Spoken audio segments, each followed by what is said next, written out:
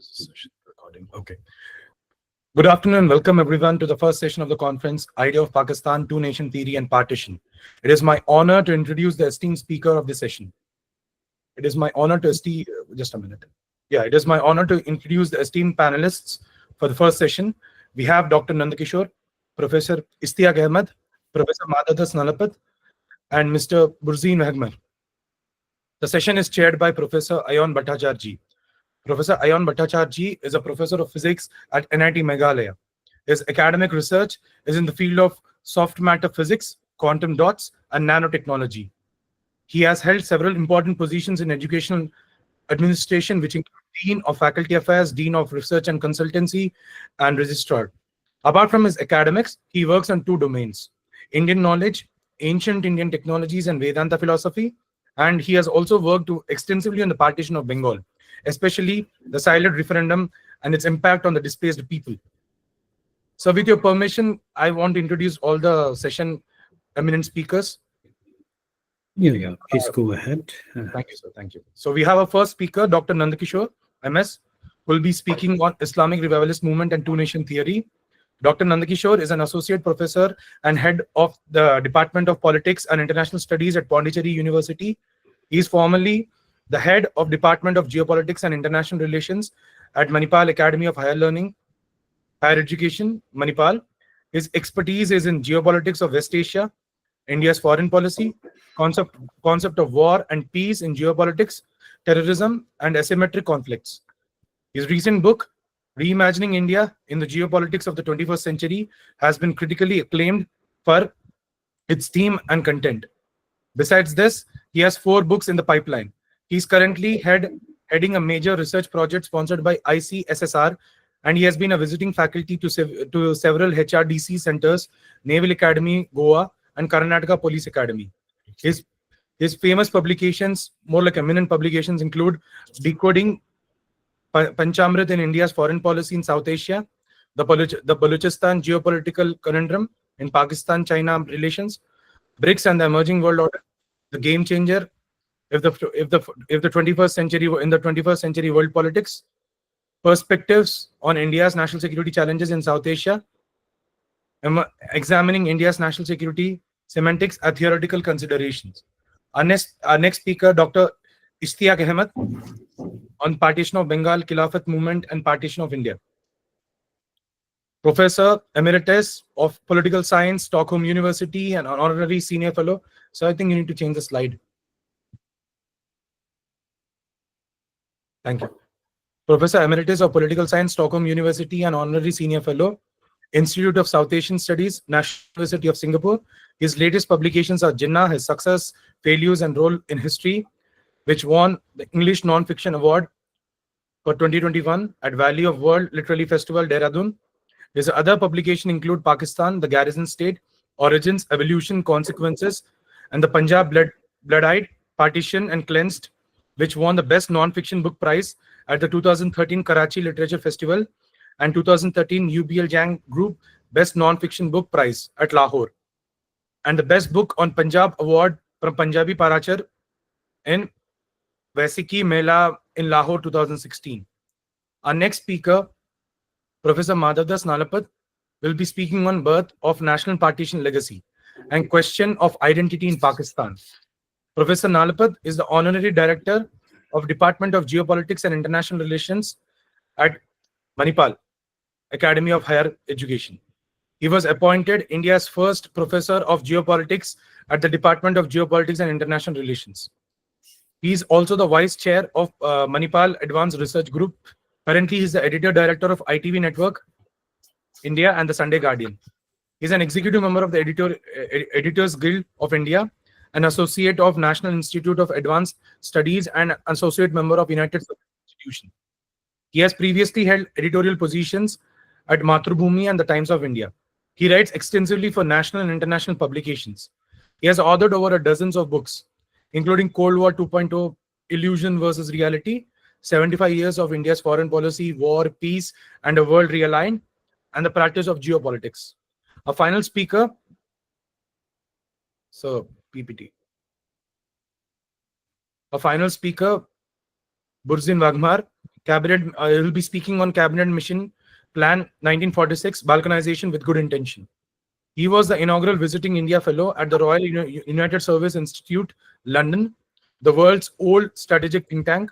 He is permanently based at School of Oriental and African Studies, London, at its Art and Humanitarian Lead Librarian, and jointly affiliated with Center for Iranian Studies, Center for Pakistan, Study of Pakistan, and SOS, South Asia Institute. He's also Senior Fellow at Usanas Foundation and Honorary Fellow, European Foundation for Social South Asia Studies, Amsterdam. With this, I would like to welcome you all. Before I hand over the platform, I request the audience to kindly turn off their mic and post their questions in the chat box, which shall be taken up during the Q&A session. Professor Bhattacharjee, the floor is yours. Thank you so much. Yeah, thank you very much, and good afternoon to everyone who is present here.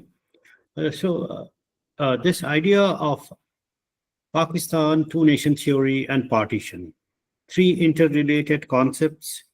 But, you know, when I look back at the history, we are always very, very intelligent.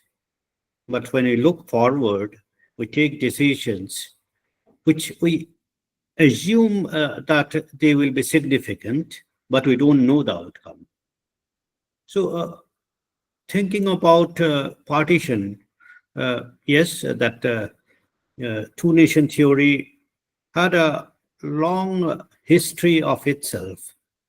But did our politicians of those days really think that the split of India, or the partition of India, would be such a gory affair? Could ever people imagine the nature of the massacres, the kind of human suffering that has occurred? And, you know, has it solved the issues? So, you know, we need to brainstorm, think, and rethink the ideas, what we have achieved through this partition. And I think this conference provides us a wonderful arena where we can freely have a discussion on all these aspects. So since all our panelists are ready, I directly hand over to the first speaker, Dr. Nanda Kishor, MS, who would be speaking on Islamic revivalist movements and the two-nation theory, because that is where the seed of the partition, I think, was sown. So over to you, Dr. Nanda Kishor. Thank you. Good afternoon, all of you. Thanks to the chair, and thanks to Yashas and his team for putting across a wonderful theme. And at the same time, a very, very interesting topic at a time whole of the country is actually looking forward to listening much more, and many of the younger enthusiasts must be looking forward to listen to a lot of scholars who have been engaging on a topic of this sort. My special thanks also goes to all my co-panelists, including Professor Nalapad, who is also my mentor and with whom I've had a very long association, and I continue to have one. The topic that's given to me is very specific on the Islamic revivalist movements and the two-nation theory. This is very interesting from the perspective of decoding the idea of Pakistan, because these are two central pillars in the history of South Asia's political as well as religious evolution itself. Now, if you specifically look at the two-nation theory, which was formalized in the 20th century by figures like Sir Muhammad Iqbal and also Muhammad Ali Jinnah, it posited the Muslims and the Hindus as, let's say, saying that it's a distinct nation. A few days ago, we happened to hear the chief of the forces in Pakistan talking about it on the similar lines only. There's nothing that he was speaking new. But the timing of which it came was the most crucial one. That's exactly what MJ Akbar was speaking this morning. Now, what they essentially talk about is saying that the Muslims and the Hindus were distinct nations and they're incapable of coexisting in a single political entity. Now, that's the reason this theory became the ideological foundation of Pakistan. Now, alongside this, the idea of Islamic revivalism let's say, revisionism and revivalism. Both components are very important. Sometimes revivalism is not very negative, whereas revisionist component can be very negative. Is an intellectual as well as a political movement that essentially seeks to reinstate Islamic principles as the guiding force in society. They had gained momentum in the same period, influencing the course of history in South Asia. Now, a critical examination of this is much needed at the time where South Asia is churning through a lot of other things. There are a number of other issues that are going on, from insurgencies to religious intolerance to extremism to a number of things that are going in. That is the reason why these two phenomena, which are intertwined, have to be looked at from a perspective as how they are problematic elements, both in their intellectual coherence as well as in practical outcome. That's what is the idea here. Challenging their legitimacy as well as sustainability in the modern world. How are they even relevant now? Are they still making sense? Or is it some sort of, a memory that comes back and forth in understanding the politics that is surrounding this?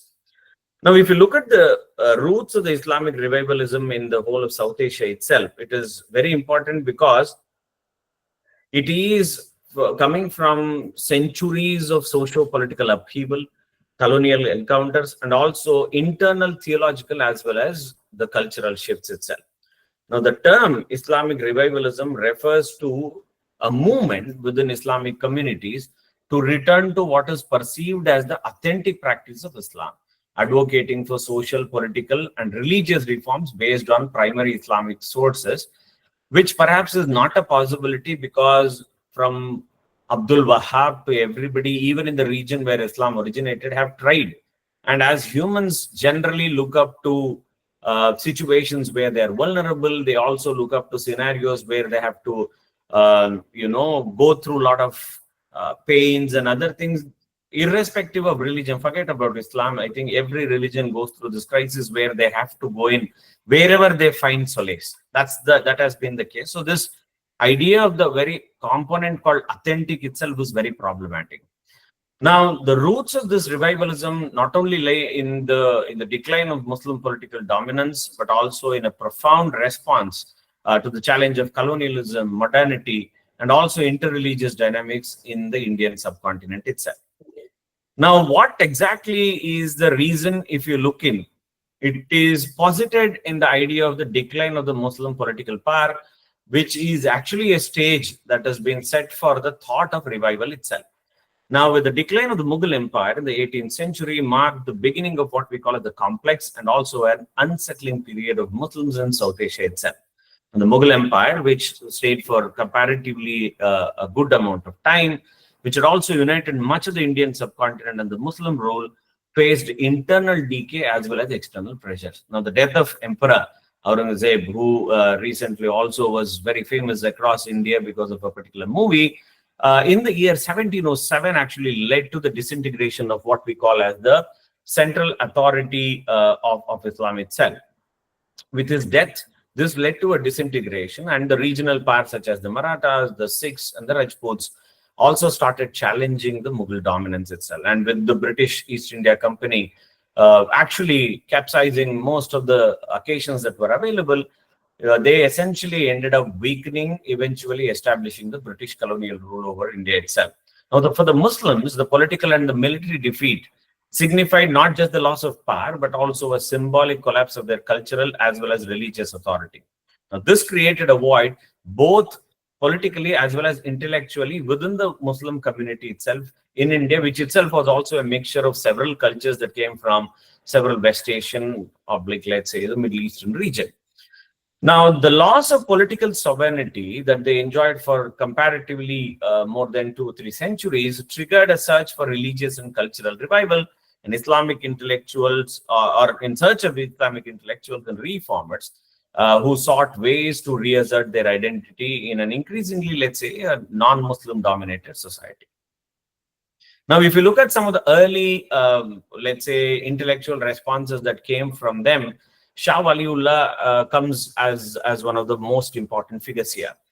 Now, the intellectual roots of the Islamic revivalism in the whole of South Asia, for that matter, because then we had this combination of three countries together, what we have in the modern imagination of Pakistan, India, and Bangladesh, can be traced back to this particular individual whom I mentioned as Shah Waliullah Dahalvi, who lived between 1703 to 1762. This is the time that he comes in. He comes in as a very important figure who's also considered as sort of an intellectual father of the Islamic revivalism in the region itself. Now, Waliullah's vision was shaped by the political chaos following the decline of the Mughal rule. And what he wanted to essentially talk about was the larger community, which is also called as the Ummah, had deviated from the original teachings of the Quran and the Hadith. And that needed some sort of a return, and we have to get back to the sacred text to reclaim its moral as well as the spiritual integrity. This is the thought that he came up with.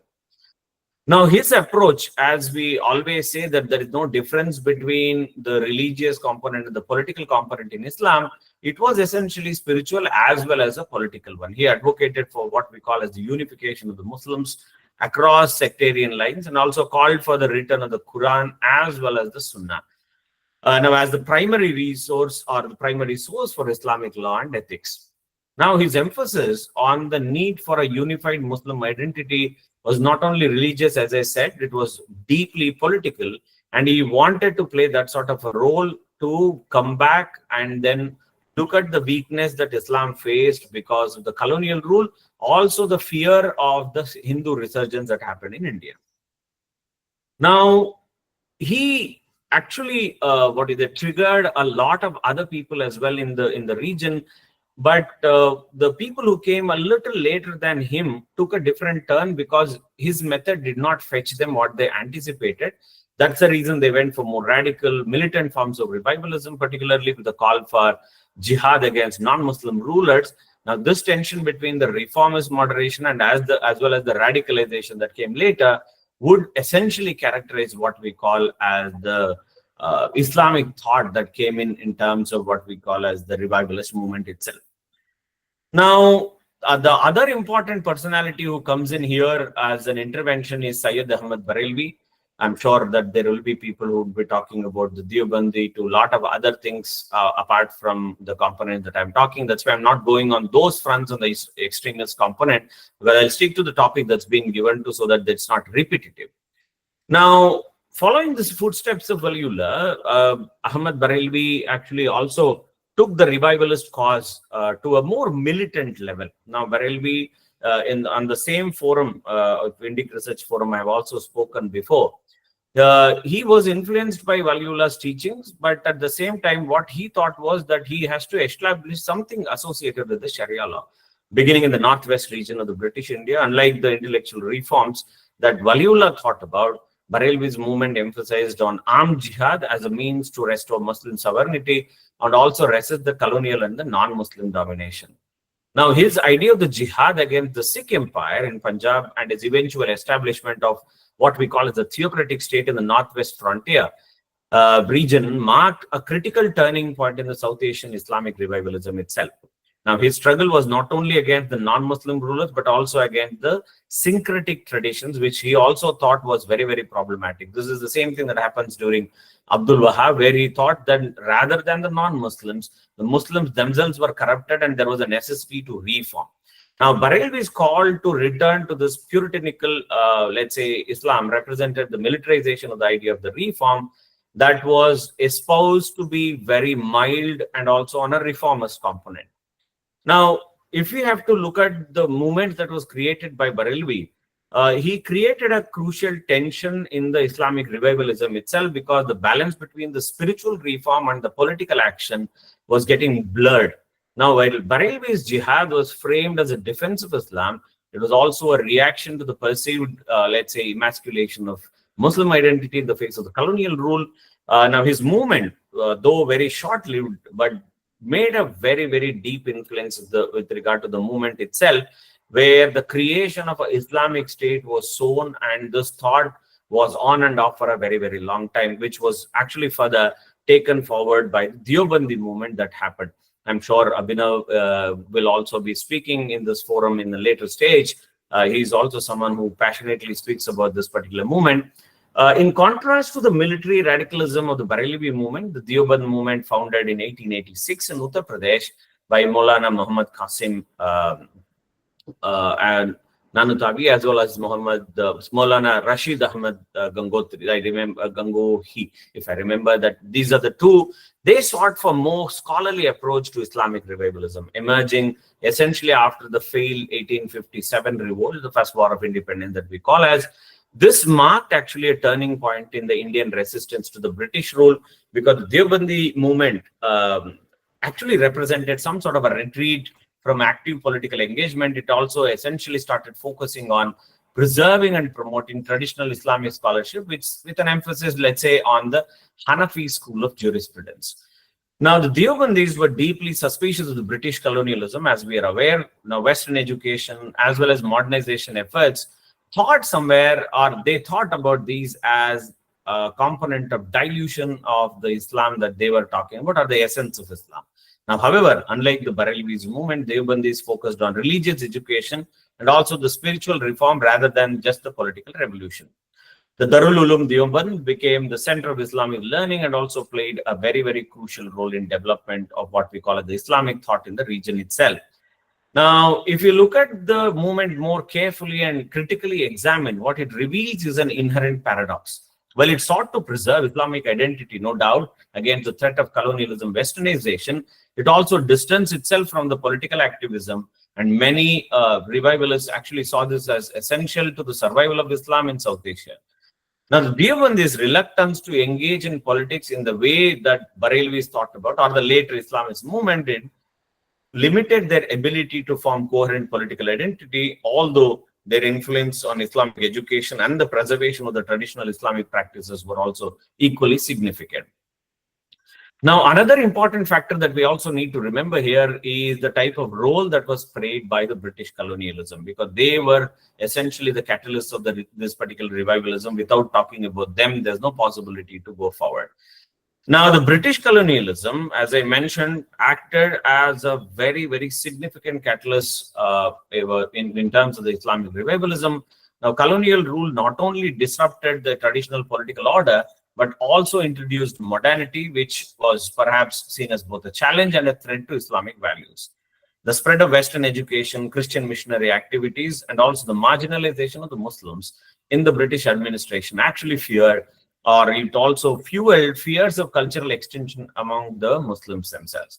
Now, the spread of what the so-called secular education that the British promoted in the British colonial institutions made many Muslim reformers to actually feel that the future of Islam in the so-called imagined region of South Asia depended on returning to the core religious text and also establishment of a distinct Muslim identity, which was actually fading at that particular point of time.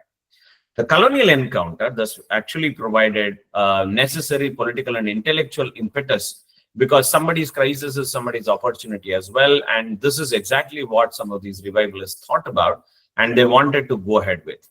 Now, this is the problem that subsequently, when we see the continuing legacy of the Islamic revivalism in the whole of South Asia, more specifically in the three nations that we are looking at today in the 21st century, they essentially reflect a response not only to colonialism and the political decline, but also to deeper cultural and religious shifts occurring in the region itself. While movements such as Deobandis and the Barelvis sought to address these type of issues, but they have gone beyond that particular point of time. Now, the conflict between the traditionalism and modernism, as well as the tensions between political activism and the religious scholarship, remains central to the Muslim experience itself. That is the reason that when we see certain revivalist movements in the contemporary South Asia, such as, let's say, Jamaat-e-Islami, they continue to debate the role of Islam in politics, while groups like Tablighi Jamaat still emphasize on the importance of personal piety and also the religious reforms itself. Now, ultimately, whatever said and done, the roots of Islamic revivalism in the region is a product of the historical, political, and the social context. And that led to what we call as the movement, which was reformers as well as militant, continues to experience and continues to influence lot of things that are associated with two essential components. One is the Muslim identity, and also the second is the politics that they would want to play in the whole subcontinent itself. Now, just having given that as a background of this one, let's move into the second component, that is the two-nation theory. Now, this is essentially from the cultural differences to political destiny. If you look in, the foundations were laid by none other than Sir Muhammad Iqbal, who and also later formalized by Muhammad Ali Jinnah. This played a pivotal role in the creation of Pakistan in 1947 itself. Now, this particular theory, which is of some very, very extensive debate, lot of them have actually, or a lot of critics have actually argued on the oversimplification of the complexities of the Indian society, where they thought that the preservation of the Muslim identity was important, but that doesn't mean that there was a necessity to absolutely uproot or, let's say, obliterate the very identity from where it all originated. This was the problem that they spoke about, without thinking what exactly would be political ramifications, and also what are the type of things that perhaps would come out in this particular issue. Now, as far as Muhammad Iqbal, the type of role that he played, this all started off in the 1930 speech in Allahabad, where Iqbal argued that the Muslims in India were a distinct nation characterized by their own religion, culture, as well as civilization. This is exactly what he was talking about. He was saying that Islam was more than just a religion. It was a complete way of life that shaped not only individual behavior, but also the social and the political fabric of the Muslim societies. Now, Iqbal envisioned the creation of a separate Muslim state where Islam could flourish without the influence of the Hindu majority in India, which is actually beyond one's imagination, but he thought that this is a possibility. Now, what this individual essentially did was he laid the intellectual foundation for the two-nation theory that was essentially deep-rooted in the understanding of the cultural and religious differences. Now, his vision, however, was more abstract and philosophical compared to other ones who came later. But Iqbal's idea of the Muslim unity was largely predicated on shared religious values rather than ethnic or geographical homogeneity that we are essentially talking about. Now, on the other hand, Jinnah, if you look in, who's the leader of the All India Muslim League and the founder of Pakistan, gave the theory more pragmatic and political dimension. Now, Jinnah's interpretation of the two-nation theory was not only or merely the intellectual proposition, but also a response to political realities. Perhaps I've said time and again, but a lot of my students will remember, if at all, if there was one individual who was able to corner Gandhi and he was able to have a different level of argument where Gandhi would succumb to his pressure, was Muhammad Ali Jinnah. By the 1940s, essentially, Jinnah's articulation of the two-nation theory was explicitly focused on demand for a separate Muslim homeland in India, which would later become what we see as a manifestation of modern era, that is Pakistan. Because this particular theory gained political traction during the 30s and the 40s, we know Rahmat Ali was talking about Pakistan as an identity, but that particular point of time, when in the initial stage, Jinnah junked it, but then subsequently understood the importance of it, where politics was something that he was deeply interested in. Now, Jinnah's growing frustration with the Congress party led to what we call, or party's domination itself led to the type of issue that he was trying to talk about. He was problematizing, saying that there is a reluctance to accommodate Muslim demands within the Congress, and there is a necessity to push forward this two-nation theory as an ideological justification for the demand of separate Muslim state. Now, the Lahore Resolution of 1940, which called for the creation of independent states for the Muslims in the northwestern and the eastern zones of India, formally outlined what we call as the political dimension of the two-nation theory. Now, Jinnah's political approach to this particular theory, which is on Muslim identity, was pushing for what we call as a political autonomy. Now, his key argument was that the Muslims as a distinct nation could not coexist with the Hindus in a unified India, because the religious, cultural, and the social differences were too vast to bridge through shared political institution. Now, either there was possibility where a Muslim would be allowed to become the prime minister or anything in the independent India. Otherwise, working under the Hindus was certainly not a possibility. This is the thought that he gave. So by 47, when we saw the partition of India that was implemented, Pakistan was created as a separate state for Muslims. However, this particular political solution to the perceived what we call as the two-nation problem came at a very, very high cost, with widespread violence, mass displacement, and also the loss of countless lives through religious and cultural distinctions that perhaps became exemplarily brutal and also led to real world consequences, which many of us are aware of. Now, if you look at this whole theory as a political evolution, it is actually a very dangerous foundation. Now, the political application of the two-nation theory took a very, very dangerous turn with the formalization of the idea by Jinnah and the Muslim League in the Lahore resolution, which I mentioned, which is, let's say, in practice, has led to disastrous disintegration of communities that lived together for centuries. The creation of Pakistan was not just the result of political maneuvering, it also entrenched religious divide that fueled animosity and also the violence between the Hindus and the Muslims, with the type of dire consequences that we see, which is very, very problematic. Now, furthermore, with the very thought that they propagated, the thought of Pakistan as a safe haven for Muslims, also did not address the heterogeneity of the Muslim population. Like number of people within Pakistan itself, now they have been persecuted on a daily basis. There is a refugee population, there's a displaced population. The internal displaced has been a major case of concern. Now, Pakistan was conceived as a refuge for Muslims from the subcontinent, but its creation did not account even for the vast ethnic, linguistic, as well as sectarian differences. I'm sure that there are our friends from Balochistan and elsewhere who would not simply agree with this one. The tensions between the Punjabis, the Sindhis, the Pashtuns, and the Balochs, they have persisted throughout Pakistan's history, undermining the notion of a unified Muslim identity that was supposed to define the state and bring people together. Unfortunately, that did not happen itself. Now, if we look at the type of issue that is associated, in this particular component itself, the very thought that they were talking as syncretic culture was lost, which was the blending of the Hindu and the Muslim traditions when they came here, art, music, language, philosophy, everything that they were talking about. Now, unfortunately, none of this has been spoken, none of this has been taken care of, apart from the blatant type of divisions that they've had as Shia and Sunni. It has also led to a lot of ethnic tensions that I just had to make a mention, because this particular theory that was proposed heavily relied on a binary distinction between just the Hindus and the Muslims, essentially overlooking the complex identities within each of the community. It's presumption, actually, that religion alone is a primary defining characteristic of the nationhood is very problematic. It can be critiqued from a modern perspective, where secularism and nationalism are often framed in terms of civic identity rather than religious affiliation.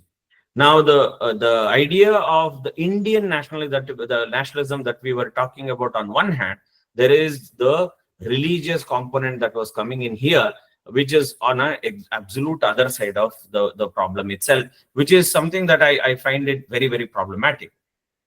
Now, what we also see is that with the birth of Pakistan, that came with significant challenges, also faced massive influx of refugees and disintegration of the communities, and the violent partition that actually left a very deep wound between Pakistan and India, and the unresolved issues that are still going on with the wars and other things that we are talking about, has been a case of concern that we are talking.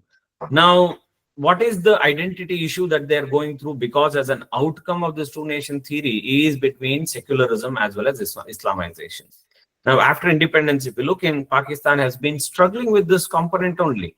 They've not been able to do anything, and they did not even build institutions. Because of that, the moment Muhammad Ali Jinnah passed away, if you look at one of his speech on the 11th of August 1947, he explicitly emphasized the need for religious freedom and pluralism, stating that religion should have no place in the affairs of the state.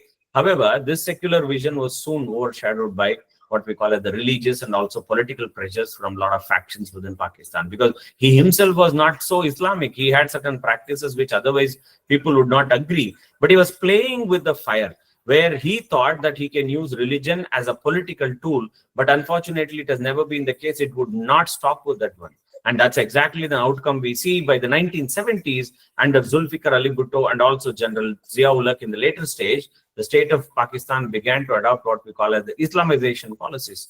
There is a data that says that there were hardly 86 to 87 madrasas, 800 to 850 madrasas in the beginning when the era of Zia actually overtook. By the time his era got over, there were more than 8,000 to closer to 9,000 madrasas that were there. This is the sort of, idea that Ziaul Haq had, because he introduced a series of laws, including the Hudud Ordinance, which aligned Pakistan's legal system with the Islamic principles, the blasphemy laws. These are all outcomes of the two-nation theory itself. Now, these are the ones which targeted religious minorities, also enforced a very strict interpretation of Islam, further entrenching Pakistan's identity as an Islamic state itself. Now, one after the other, we see these are the outcomes that have been coming in. But unfortunately, this has also led to state sponsorship of terrorism and also leading to certain regional implications itself. Domestic extremism has also been an outcome. But all said and done, if we have to simply say, the very reinvention of Pakistan's identity from a state grounded in religious pluralism to then one that harbors terrorism and extremist ideologies is essentially an outcome of what we call as a two-nation theory and its use of radical Islam as a tool of statecraft. Well, Pakistan's ideological foundation was built on the notion of safeguarding the Muslim identity. There's no doubt about it. But the embrace of fundamentalism, terrorism, and radicalization has led to this particular state of what they're going through as of now, where extremism continues to thrive. Now, essentially, just to conclude what I was trying to talk about, is that the two-nation theory and the Islamic revivalism are deeply flawed ideologies that have shaped South Asian history in a profound, often negative ways, because the two-nation theory is home for overemphasis on religious identity, its reductionist view of the Hindu-Muslim relations as a binary, and its failure to account for the diversity within the Muslim community has also led to essentially what we call as the tragic partition of India and the creation of Pakistan itself. With the rise of Islamic revivalism compounded by Pakistan's adoption of an increasingly fundamentalist ideology, has further entrenched divisions, promoted violence, and also undermined the possibility of a pluralistic and democratic society. But ultimately, both the two-nation theory and Islamic revivalism has proved to be insufficient as solutions to the challenges of modernity, secularism, and also religious pluralism. What they have left back as a legacy is of division, extremism, conflict, not only in Pakistan. Had it been just Pakistan, it could have been absolutely okay. But unfortunately, the whole of region continues to suffer from this particular problem, which I see as a major case of concern. Thank you for your patient listening. I'll stop it here. Thank you, Dr. Nanda Kishor. It was a very, hurricane tour of history. You started with the,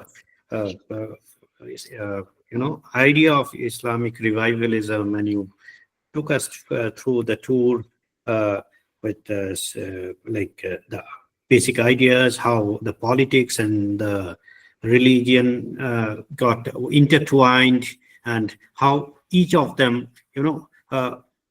got accepted in different ways, and that has led to a very volatile kind of a region that we are having now.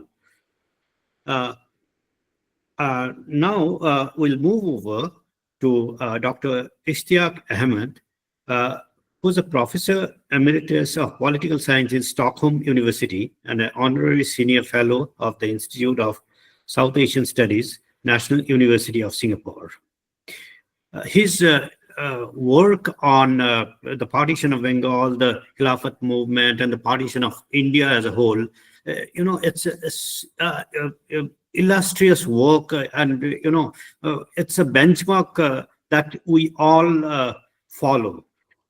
And now, without much ado, I hand it over to Dr. Ishtiaq Ahmed to take over and continue this journey, this thought process that lets us understand what was right, what was wrong, where are we heading, did we take the right direction? A lot of unanswered questions are there. Hopefully, he will be able to show us a direction, which way are we moving. Dr. Ishtiaq.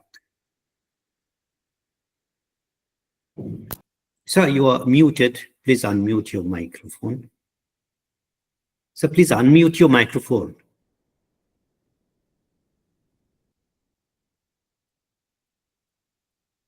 Just a moment. Yeah. Is it now unmuted? Yeah, you're clearly audible. So please carry on. Thank you very much. Well, I heard my predecessor and a very competent presentation, no doubt, and the terrible consequences of the partition of India and the two-nation theory are all very clearly there for us to lament, deplore, and that is the latest terrorist attack in the Indian administered Kashmir. And decoding the idea of Pakistan, you have given me a very daunting task. 3 themes which deserve themselves each at least 20 minutes, and I have to do everything, these 3 things in 20 minutes. It's an impossible undertaking, but let me try. First of all, the partition of Bengal. You know, some people would say that these are linear sketches of the journey from an idea to the culmination, sublimation into a nation's, and that is Pakistan. But actually, I have a very different take on it. I think what we can learn from the partition of Bengal is a principle introduced by the British, and that is to divide people on the basis of religion, arguing that it's an administrative necessity. And I've looked at the material available on the partition of Bengal in 1905, and the facts are that initially the Muslims were as much alarmed by this idea of partitioning Bengal. But then Curzon traveled some of the parts of eastern Bengal. At that time, the Bengal province included parts of Bihar and Assam as well, to create a Muslim majority. And he tried to convince the Muslims that it would be in their interest to have the capital in Dhaka. There was, of course, a reaction from the Bhadralok in Calcutta and even the Muslim Ashrafia in Calcutta, who felt that they would be alienated if the power center shifted for the Muslims from Calcutta to Bengal, to Dhaka. Anyhow, and there were some terrorist reactions also to the partition of Bengal. But as a result, the Muslim response was in October 1906, a delegation was led by Sir Aga Khan, head of the Ismaili Shia sect, called the Shimla Deputation, to wait upon the Viceroy at that time. And a petition, first approved by the British, was presented demanding that in a democratic system, we being a minority would always be at a disadvantage. Therefore, the Indian Muslims who were important to maintaining the peace in the subcontinent be granted separate electorates.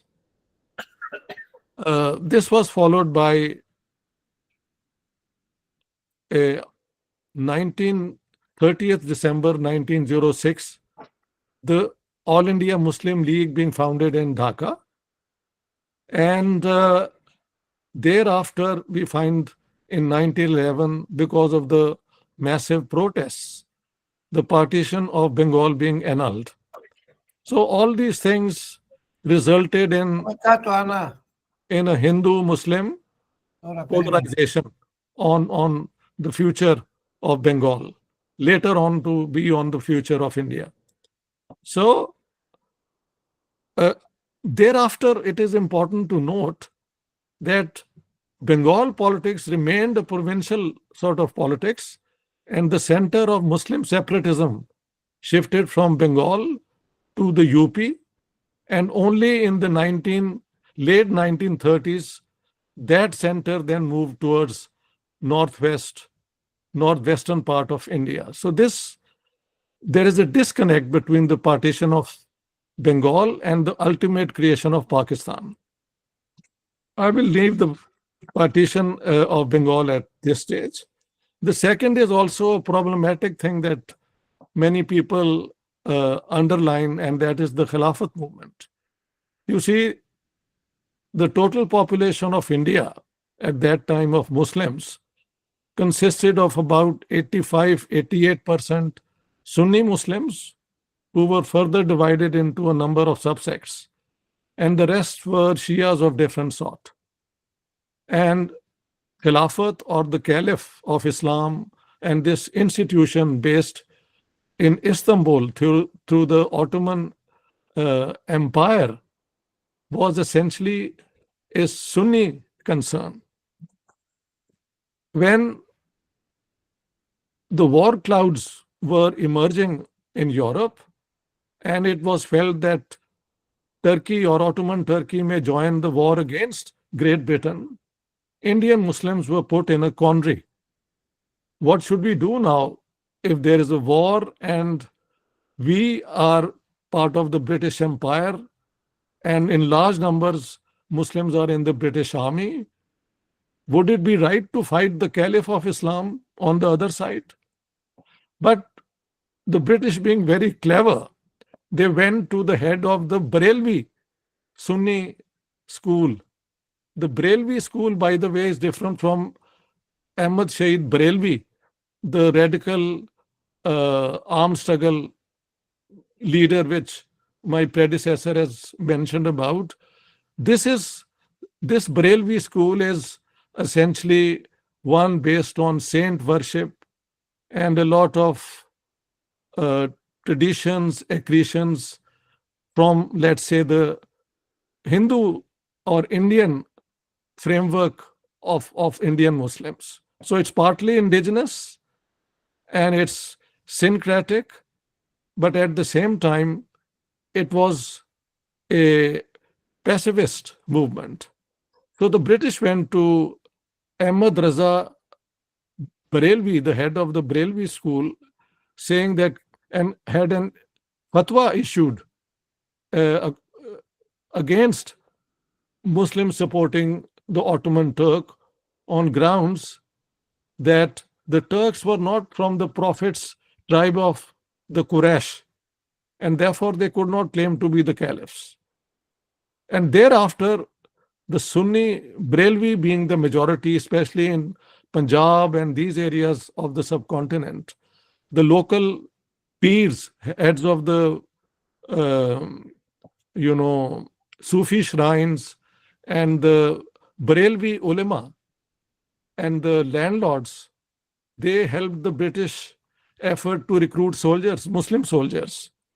It was the Deobandi radicals who already had started this Reshmi Rumal movement, Mahmud Hassan, Maulana Ubaidullah Sindhi, and Hussain Ahmad Madni of the Deobandi school, who took up this cudgels on behalf of the Ottoman Empire, which, after the British had defeated them, they dismembered it in a most vicious manner. And it was not a written promise, but somehow this was an assurance given to Muslims that whatever be the fate of World War I and the Ottoman Empire, we will not take over Mecca, Medina, and Baghdad, the three holy cities of Muslims. But after the First World War, all these Arab provinces were placed under either British or French mandate protectorates. And therefore, this agitation started towards the end of 1919 and then in 1920. But realizing that the Muslims were a minority, they went to Mahatma Gandhi. Gandhiji, I think, in good faith, supported it, because after the 1909 separate electorates which had been granted to Muslims, the Muslims of India were separated from the mainstream politics of India. Muslims were encouraged to plead for Muslim grievances and interests apart from the other communities of India. So it was the Deobandis who took up cudgels on the behalf of the Ottoman Turks. But then when the Caliph was forced by the British after the defeat to give up these territories. There was a revolt among the Turks, and Ataturk then led a war of independence. And then we find Maulana Abul Kalam Azad and the head of the Deobandi school at that time, Maulana Habibur Rahman, both issuing fatwas that we should support Ataturk, who was opposing imperialism, and not the Caliph Sultan, who was now a virtual prisoner of the British. And I think thereafter, there is a turn in Indian politics with Mahatma Gandhi then converting it into a mass movement. We find that the Muslim gentry, who had originally gone and pleaded for separate electorates and so on, they kept away from it. And Jinnah, who was originally a congressman, he too is on record opposing the dismemberment of the Ottoman Empire, but he was not willing to go out and agitate in the streets. And that's when Jinnah breaks with Gandhi and the Congress. And then for a long time, Jinnah was struggling to become the leader of the Muslim community. And there were many other competitors. Sir Fazle Hussain in Punjab, Sir Shafi in Punjab, Sir Abdul Rahim in Bengal, and several people in the UP as well. But as things turned out, Sir Shafi dies in 1932, Fazle Hussain in 1936, and Sir Abdul Rahim became member of the Viceroy's Council. And it's at that point that Jinnah then becomes the leader of the All India Muslim League. Now we leave it here and then we move to the partition of India, which I think is the more important thing to talk about. What I'm trying to say is that those ulema who took part in the Khilafat movement dissociated with it after the Sultan Caliph was forced to give up these territories in the Arab provinces as well as in Asia Minor. And they actually, till the very end, you can look at the Jamiat Ulama Hind, Maulana Ubaidullah Sindhi, Hussain Ahmed Madni, Abdul Ghaffar Khan, who joined the Khilafat movement but then became a supporter of the Congress. Equally, we have in the Punjab the Majlis-e-Ahrar, Ataullah Shah Bukhari, and Habibur Rahman Ludhianvi, all joined this Khilafat movement, but later on they became supporters of the unity of India and supported the Indian National Congress. Whereas the Barelvis, whom the British had won over to their side, remained passive for a long, long time until 1945, 1946. So now we come to the partition of India. I would say that 1935 Act and the voting rights are increased from a very narrow suffrage to about 10-11% of the total population of India, of which the two qualifications that one owned property and paid revenue and education. On both counts, the Muslims were behind the Hindus and other communities of India, and their actual numbers were only about 7 to 8% who got the right to vote under the 1935 Act. In the 1937 election, the Muslims of India in the Muslim majority areas, especially the Northwest, where later on the Pakistan movement got entrenched, rejected the Muslim League. And they voted for regional parties which were intercommunal parties. In Sindh, there was the Ittihad Party or the Unity Party of Allah Baksh Sumru, in which Hindus and Muslims both were ministers. In Punjab, we had the Punjab Unionist Party, where we had Hindu, Muslim, Sikh, and even Christian ministers. And then in the Northwest frontier, where it was the Khudai Khidmat Gars and the Congress Party who formed the government. In the northwest frontier, there were 96%, I think, Muslims. In Sindh, 70%. In Punjab, 57.1% were Muslims. But none of them voted for the Muslim League. No seat in Sindh, 2 in Punjab, which became 1, and then no seat in the northwest frontier.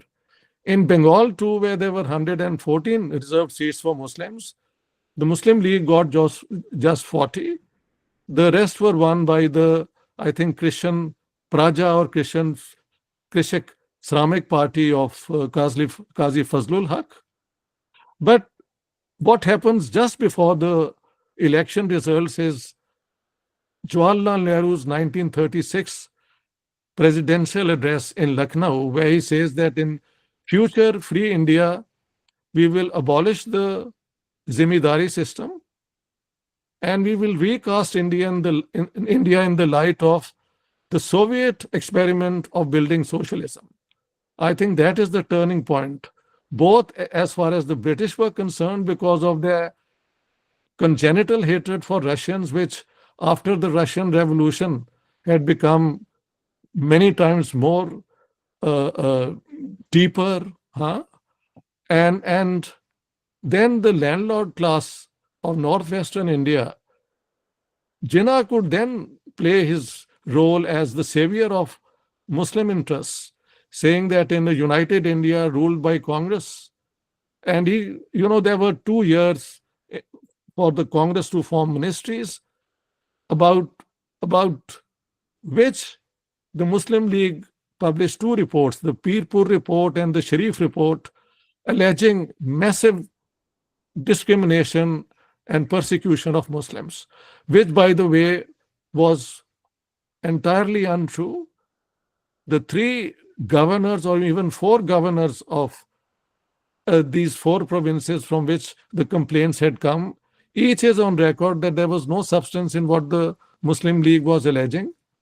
And the Viceroy of India, Linlithgow, is on record that when I meet Jinnah, I'll tell him there is no substance in his accusations. But this thing caught on, this propaganda, that in a united India, Islam will be annihilated, I'm quoting Jinnah, and Muslims will be obliterated. These are synonyms. Also, I'm quoting Jinnah. It's all in my book on Jinnah, his successes, failures, and role in history. So that's the turning point. Then comes the Second World War, and Congress, I think, commits what I think in terms of partition, a blunder by refusing to support the war effort. And Jinnah then on the 7th of September goes to Lord Linlithgow, the Viceroy, and says, you can now understand the importance of the Muslim community, and he promises to support the British in the war effort. The British were hoping to recruit 2.5 million soldiers in the Indian army, and they could not let go India, which the Congress was demanding that first you transfer power, and then we will play our role in defeating fascism.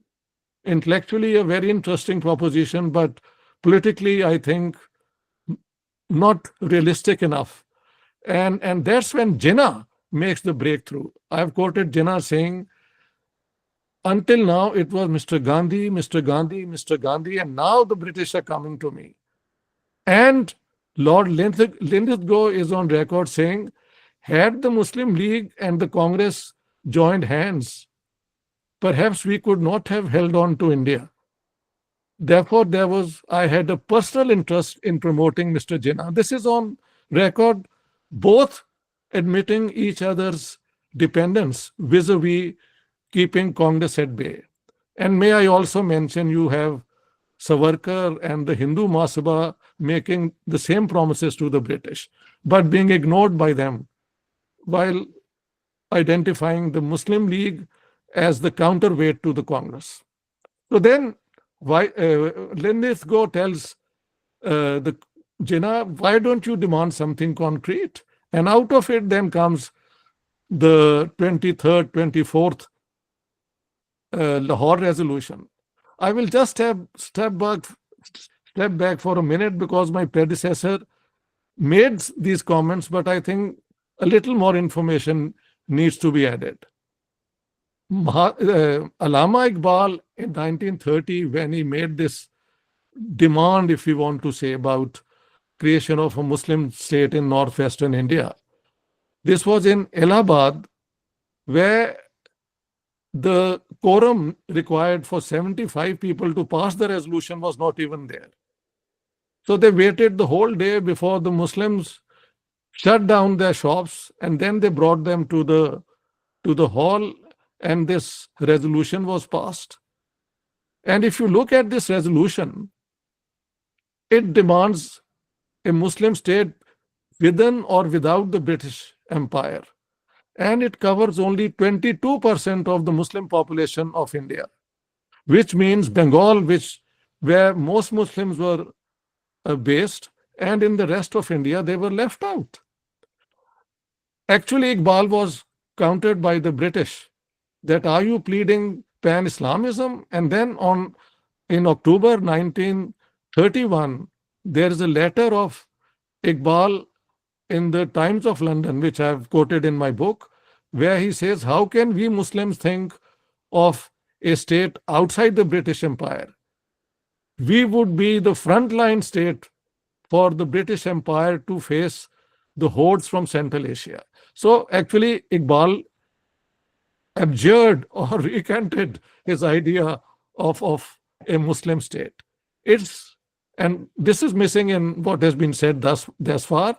It is Chaudhry Rahmat Ali who in 1933 brings in the whole idea of Pakistan.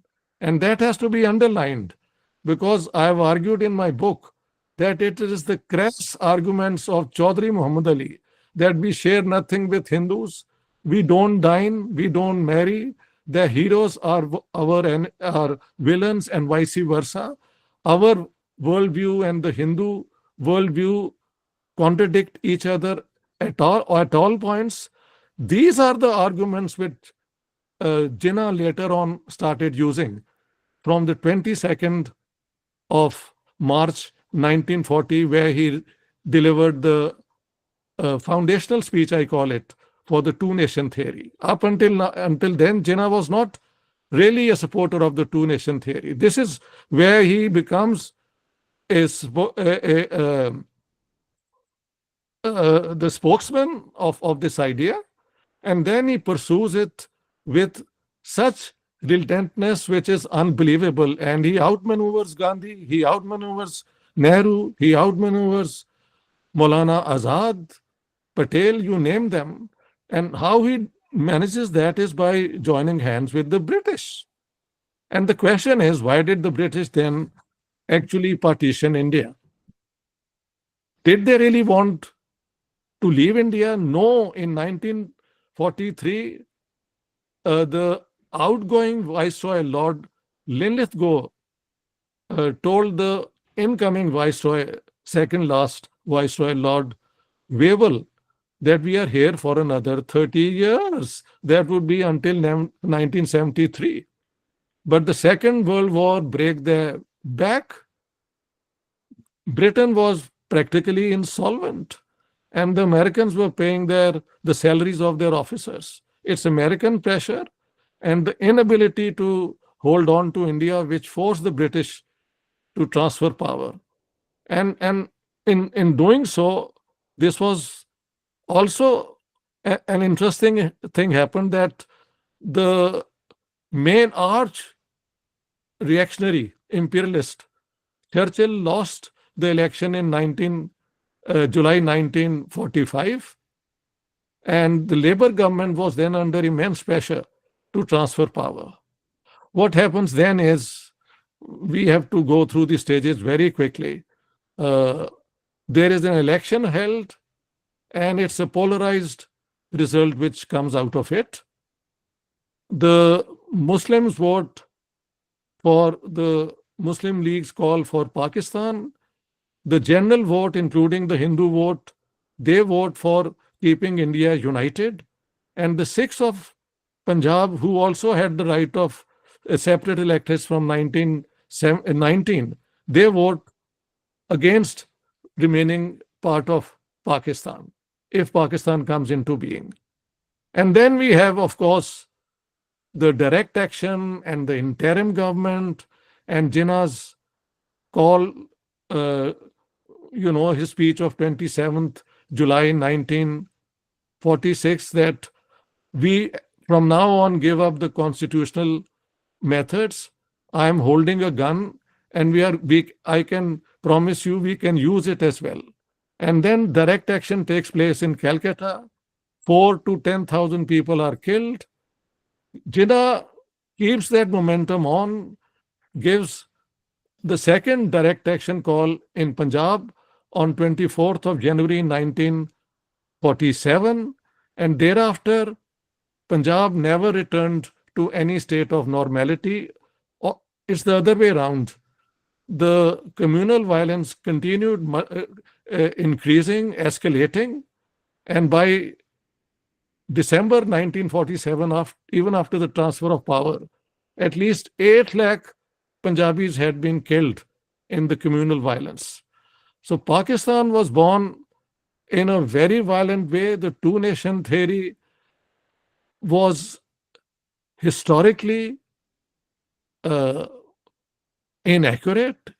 It had no foundation in the past. For 600 years, when the Muslims were ruling India, they never created a separate state. It's only when in a democratic system that power had to be shared and the Hindus were in a majority that the Muslim Ashrafia started supporting, demanding Pakistan. And in the 1945 election campaign, it's the Barelvi ulama that Muslim League and Jinnah mobilized in support of Pakistan. Pakistan ka nara kya? La ilaha illallah. And fatwas was obtained saying that any Muslim who did not vote for the Muslim League, his nikah, his marriage will be annulled.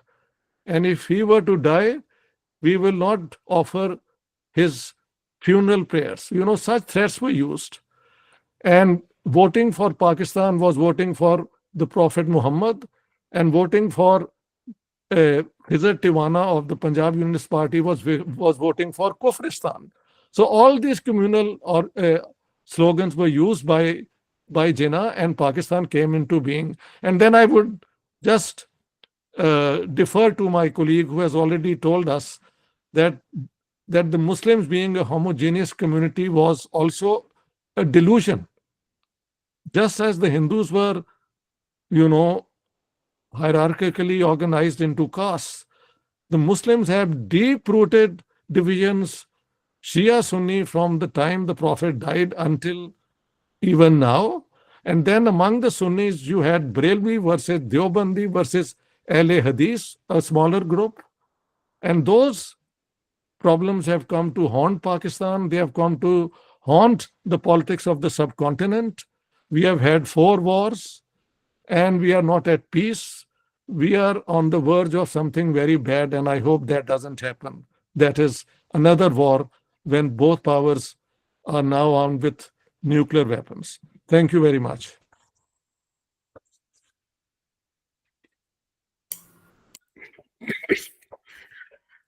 Thank you, Dr. Ishtiaq. It was a journey that we could visualize history listening to you. And as we look back at this partition of Bengal, the Khilafat movement, and then ultimately the partition of India, the point you raised is very important to understand. Was it just a theoretical decision to go forward with it? Did the leaders realize the practical implications of that? Somewhere I have a feeling, power play, mix of religion and politics, everything was going on. But the nature of the tragedy that was coming, no one could have imagined that.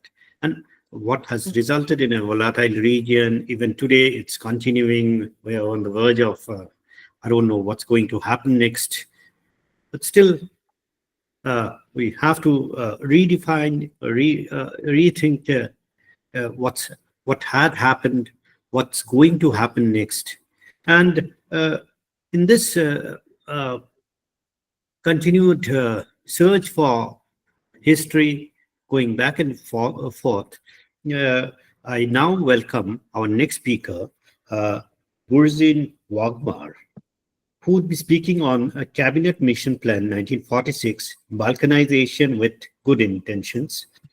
Burzin Wagmar was the inaugural fellow visiting India, Fellow for 2023 at the Royal United Service Institute, RUSI, in London. And our host has already given the brief biodata. So without wasting any further time, let's listen to Ms. Burzin. Over to you, sir. Thank you, Professor Bhattacharjee. Good morning, ladies and gentlemen from London, England. I do hope I'm audible. And my gratitude to the Indic Researchers Forum for inviting me today to present my findings to you. Cabinet Mission Plan 1946, Balkanization with Good Intentions. My all too brief disposition this morning as a historian and Orientalist is to offer correctives to the history of partition propounded during the past 3 decades, particularly following the 1985 publication of Ayesha Jalal's The Sole Spokesperson, Jinnah, the Muslim League and the Demand for Pakistan. This monograph has become something of a talismanic text for many across the 1947 divide. Jalal's meticulous analysis is questionable in its interpretations. After all, such is the nature of scholarship. But I must declare that my approach is that of one who is trained in Iranian studies with an ancillary interest in Pakistan studies. So as an outsider today to your forum, I read some of the events during the closing days of the Raj differently from Indians and Pakistanis. I'm concerned with challenging the thesis or the so-called original sin of partition that has been leveled against Nehru particularly and the Indian National Congress generally by not only Jalal, but also Maulana Azad's unexpunged version of India Wins Freedom, published in 1988, 30 years after his death, and Homi Silvai's Partition of India, Legend and Reality, a year later, 1989. It has become fashionable for both the Indian right and left, as well as the Pakistani metropolitan liberal set, for distinct reasons, to castigate Nehru for the dismemberment of the subcontinent. What the present-day Hindu right conveniently sidesteps is that the Congress agreed to partition at the behest of the Hindu Mahasabha, which was, in my opinion, prescient in forcing this decision to secure the lives and security of those Hindus who would have been left perilously within the Pakistan that Jinnah secured in August 1947. The RSS and its fan base today must, if anything, acknowledge the efforts of the Hindu Mahasabha and Congress in saving Hindus and non-Muslims who would fall under the shadow of Pakistan's exclusionary othering politics that became only too evident following Jinnah's passing. Look no further than Pakistan's proto-constitution, the Objectives Resolution, Qaraardad-e-Maqasid, March 1949, which was vociferously opposed by all 10 non-Muslims in its fledgling Constituent Assembly, as every one of their proposed amendments was rejected by that Muslim majority-strong 75-member assembly. It was writing on the wall of what lay in the future. Jinnah was not around, who had once, in a moment of indignation, snapped and stated that I will not be the Governor General, but Protector General of Pakistan's minorities. But this is getting ahead. Let us get back to British India and 1946. With the best of intentions, Prime Minister Attlee's 3 wise men or magi, as they were dubbed, Indian Secretary of State Lord Pethick Lawrence, Board of Trade President Sir Stafford Cripps, and First Lord of the Admiralty A.V. Alexander arrived in New Delhi via Karachi on 23rd March 1946 and departed, having failed in delivering its objective on 29th June 1946.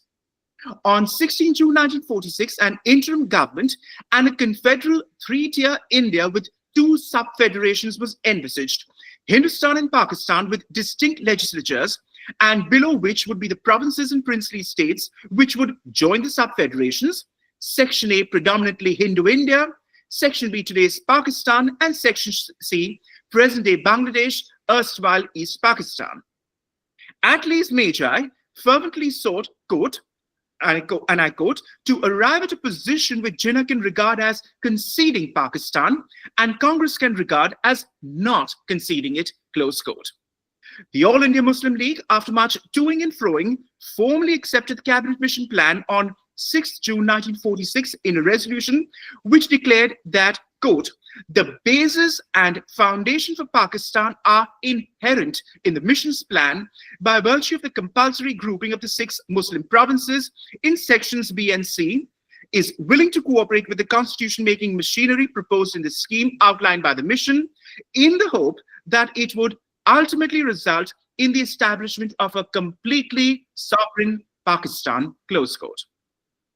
It has become an article of faith for left liberals, but also those on the right, as I pointed out at the outset, to blame Nehru for torpedoing that last chance of preserving a united India when the Congress rejected the plan on 22nd June, because he stated that the INC, the Indian National Congress, was neither bound nor committed to the plan.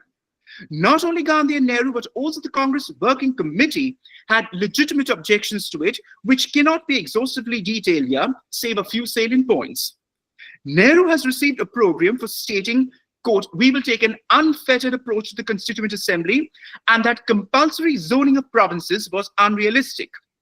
Vallabhbhai Patel allegedly called it Nehru's, quote, temporary act of insanity, and it was lamented as well by Maulana Azad. But was Nehru really that imprudent, ladies and gentlemen?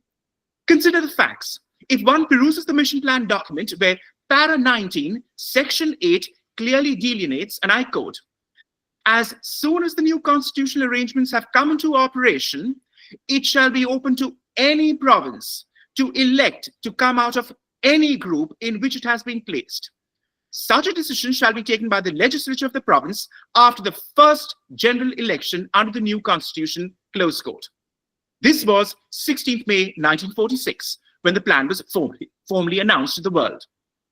On 22nd May 1946, Jinnah released an official statement on the plan on behalf of the Muslim League, and I quote, our proposal that the Pakistan group should have a right to secede from the Union after an initial period of 10 years, although the Congress has no serious objection to it, has been omitted by the plan, and now we are only limited to a reconsideration of terms of the Union Constitution after an initial period of 10 years, close quote. So, in effect, Brexit 1957. Patel declared this was tantamount to partition, but Jinnah was holding out a threat to the Congress to be equitable towards the Muslim minority, and that, just like their divorce laws, there must also be constitutional remedies in place to end an arrangement if it did not work out, quote, in the light of experience. Professor Ishtiaq Ahmed unequivocally points this out in his 2020 study on Jinnah. Jalal, however, in 1985, apologetically pleaded for Jinnah. But she does note revealingly in her 1980 interviews with League heavyweights alive still then, such as Mumtaz Doltana and Shaukat Hayat, who told her Jinnah did not seek partition, but held this Damoclean sword over the Congress and India's head as a device to keep it in check. Doltana told her, and I quote, these 10 years would last forever and never end. To appease those League hardliners, Jinnah declared in his 6 June 1946 statement, which I cited just now, acceptance of the mission plan, which, of course, in the fullness of time, was a pathway to Pakistan. So how then, ladies and gentlemen, was India to proceed with building a strong organic center, never mind embark on planning and development with this threat of secession forever looming on the horizon? Counterfactuals are not counterintuitive. Nobody except Dr. Jal Patel knew Jinnah was dying and surviving, as he told him sometime in 1945 at his consulting rooms down by Flora Fountain, Bombay, in his Bombay's 4th district, that he was, quote, living on whiskey, willpower, and cigarettes. That would all be hunky-dory once Jinnah, the stumbling block, was out of the way, was unanticipated by anyone. And who was to tell? True, Jalal has a point when she notes dryly that Muslims, once in the Constituent Assembly, including Leaguers, would inevitably display that Indian talent for crossing the floor and would vindicate the Congress as an inclusive secular party, which would, of course, unravel the League. But naturally, Jinnah had anticipated it, which explains his insistence on compulsory grouping of the provinces to keep in check his own recalcitrant Muslims, especially in the majority provinces, Bengal and Punjab, which he was opposed to dividing and wanted intact in his Pakistans with its non-Muslims, so that would compel a Congress, namely Section A, to be fair-minded to its own Muslim minorities. Abul Kalam Azad sharply critiqued Jinnah in India Wins Freedom that mutual hostage-taking theory was hardly the way how states conducted themselves in the international arena. And how ominous was Nehru when he declared his objection to the mission plan at a press conference 10th July 1946, stating, quote, "There is a good deal of feeling against any grouping with the Punjab, both in the Northwest Frontier Province and Sindh, for economic and other reasons." That is to say, even a Muslim leaguer in Sindh dislikes the idea of grouping with the Punjab because he fears that the Punjab will dominate Sindh, the Punjab being a dominant party in that group and more aggressive and advanced in some ways.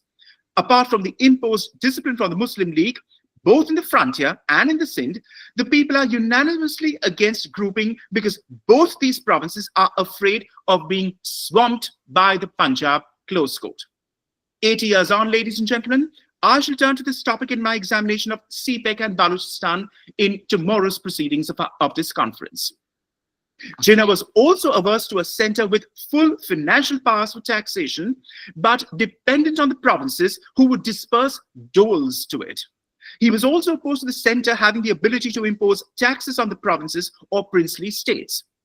Any earmarked budget for defense of the Confederation would have to be a bare minimum, according to him, by the plan agreed by both Hindustan and Pakistan. More, if sought, was to be approved only by the provincial legislatures. Nehru's remarks in that very press conference, which I cited, make clear his antipathy when he rightly observed, quote, "If anyone suggests that some kind of contributions or doles are going to be given by the provinces or states, it is sheer bunkum. No central government carries on work in doles." Close quote. And on loans, tariffs, currency, and credit, he queried, quote, "Who is going to do it if not the center? You cannot allow each unit or province to carry on a separate type of credit and foreign policy," close quote. Jinnah, incidentally, also demanded that the princely states, all 565, should be sovereign too, like the provinces, in deciding all matters except those pared down to the bare minimum and delegated to the center.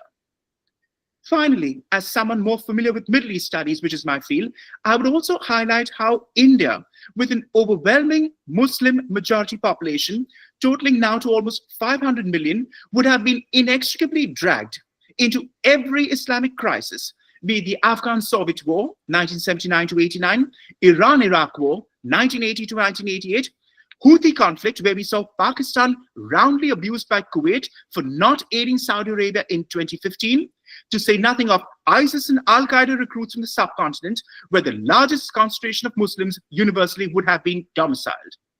And what of India's Jewish population and its sentiments for Israel? Would they be run roughshod to appease a Muslim minority? 500 million is no minority, but actually just below the combined population of today's Caribbean and South America, Latin American subcontinent.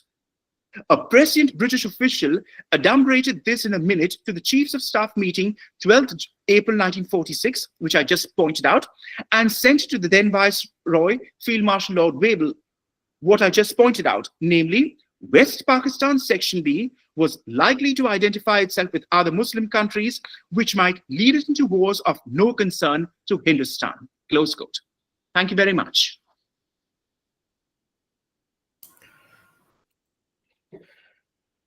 Thank you very much, sir. It was wonderful listening to a view that we normally do not listen or get to listen in India. Thank you, Professor Bhattacharjee. Thank you, Professor Bhattacharjee, for the simple reason, and that was my aim this morning, is the Hindu Mahasabha rightly asked the Congress to wield the whip in Bengal and Punjab. So why is the RSS today abusing Nehru for the so-called breakup of Akhand Bharat and this, that, and the other nonsense, when it was the Hindu Mahasabha, which is the ancestor in one sense genetically of the RSS, which correctly asked for partition to secure the rights of non-Muslim minorities? That is the hypocrisy and, quite frankly, the stupidity of it all, which is what I wanted to drive home in today's lecture. Yeah, that was a great learning for most of us out here, I think, because we have seen partition in a very, very one-sided way, and we have been presented with views in a very linear way. So whenever we get to know this kind of a point of view, where we what I would say is a view that is from outside, and it raises more questions. What's happening right now? Because we see a lot of comments, a lot of social media activity with a particular, in a very particular direction. And of course, with the recent event happening in Pulwama, we find that emotions are high, but emotions do not drive nations. We have to think rationally. So that rationality comes from brainstorming, this kind of debates where we are able to raise questions, raise issues, understand the implications of decisions taken then and what we are facing right now. So with that, sorry, I don't want to impose on you and the listeners who want to come in, but this is the reason also people sometimes very naively ask, why did Indira Gandhi not absorb East Pakistan in 1971? Well, there was no need for her to do so because we don't want problems from abroad to come into India. And quite frankly, it was, as she put it correctly and very diplomatically to the world stage, East Bengal's problems are for East Bengal to decide. And also in 1971, the Congress was honoring what it mentioned to London at the time of departure. Certain units are seceding out of the Union of India. Should they fail to survive, this is important, Professor Bhattacharjee, especially for the younger generation, should they fail to survive, these units, the provinces in question, they cannot be expected to return back to the fold of the Union of India, individually speaking. So say a Punjab here or a Sindh here or a East Bengal here, they have to all return back into the Indian Union as en masse or not at all, which is why what Indira Gandhi's position was quite correct and literalistic, that we cannot absorb East Bengal back into the Union of India, and quite frankly not, because India did not have hegemonic ambitions to dominate. It was a completely free country, which vindicates Nixon's and others' point that India was going to take over, but nothing of the sort happened. And we can see it 50 years on in Bangladesh's very robust, very feisty policies when it does stand up to India and holds its own, and quite rightly so. It's a sovereign state, and it has every right to, hold its own turf and stand up to whether India or to Pakistan, to anyone else. But that also I want to answer, because this naive nonsense consistently does the rounds. Why did India not absorb it? There was no need for India to do it legally or for any other reasons as such. Thank you, and I'll stop here. Thank you. And we have a lot of questions that have piled up here, and okay, let me start with the first one. Yeah, and this question is from Sunil Yamavar, and I hope Dr. Ishtiaq is still here, sir. Are you there?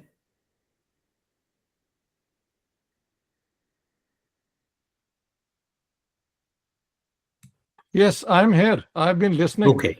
Yeah. So this is the question for you in the chat box. Yeah.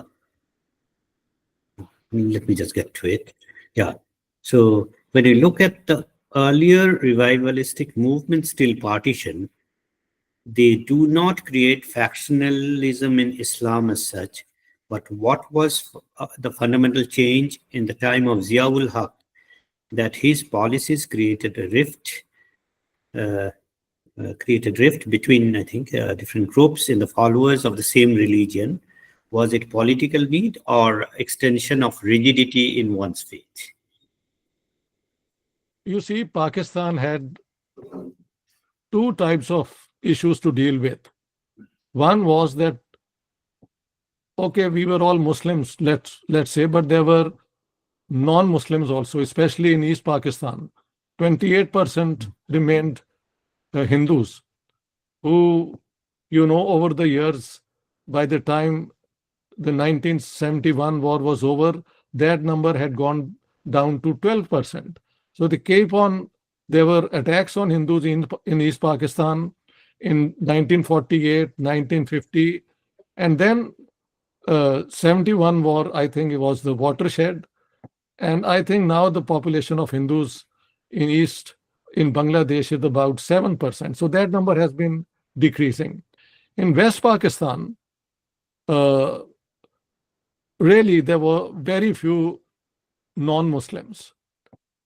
And 1.6%, I think, Hindus, 1.7% Christians. And that number has remained constant all along. There has been no increase in it. But there were 5-6 groups speaking different languages and who had their own culture, ethos to latch upon. And Pakistan did not become, as Jinnah was arguing before the partition, in a decentralized India. Jinnah created 100 times more centralized Pakistan with no real power vested to the provinces. When finally in 1971, the Awami League won an election against, all calculations of the establishment, they were not willing to hand over power. So Pakistan broke up. So the Bengalis left, and now we have the Baloch and even the Sindhis agitating, and in the frontier you find people wanting to break out of Pakistan. And it's only the Punjabis left in the center. And I'm a Punjabi and I get a lot of abuse for it. But the truth is that power, when we talk of Pakistan, it is Punjabistan. The army is Punjabi, the bureaucracy is Punjabi, and even the business class now is all Punjabi. So it's Punjab versus the rest in what is left of Pakistan. But the Shia-Sunni conflict, already in 1953, this problem against the Ahmadiyya community came up. So it was not Ziaul Haq who started it. It was in 53 that the Ahmadiyya community was, their leaders made some very drastic statements. And in reaction to that, then the Sunni ulama wanted them to be declared non-Muslims. So already in 53, we have the first expression of this division on a sectarian basis. And it's Zulfikar Ali Bhutto, who in 1974, when he was prime minister, who had the Ahmadis declared as non-Muslim. So it's before Ziaul Haq. When Ziaul Haq comes into power, already we find Iran being dominated by the Shia clergy, and the Saudis then reacting to this. And therefore, Ziaul himself, being Deobandi, Ahle Hadith oriented, sided with